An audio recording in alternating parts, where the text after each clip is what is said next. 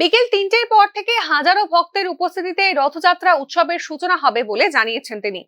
এ উপলক্ষে মহাপ্রসাদ বিতরণ করা হবে এবং মাঙ্গলিক আচার অনুষ্ঠান সহ নানান ভক্তিমূলক অনুষ্ঠানের আয়োজন করা হয়েছে বলে এদিন বিস্তারিতভাবে জানান রাজধানীর জগন্নাথ মন্দিরের প্রধান ভক্ত কমল মহারাজ।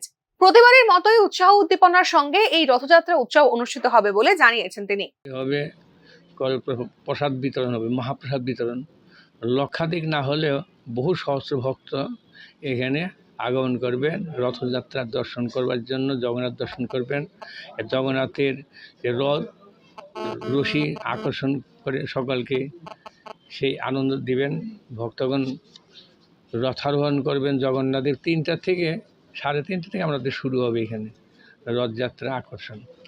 এর পূর্বে বিভিন্ন অনুষ্ঠান হবে, মাঙ্গলিক ভক্তিমূলক অনুষ্ঠান হবে।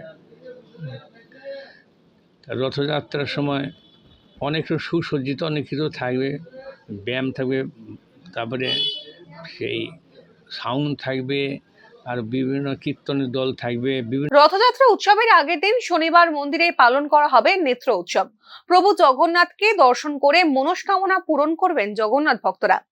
পুনর্জন্ম ন বিদ্যতে, যারা রথের দড়ি ধরে আকর্ষণ করেন তার পুনর্জন্ম হয়, তার দিব্য শরীর লাভ করেন। তারা রথ দর্শন করার এটা পুণ্যাত্মক, পুণ্য সুকৃতি ভক্তি লাভ হয়।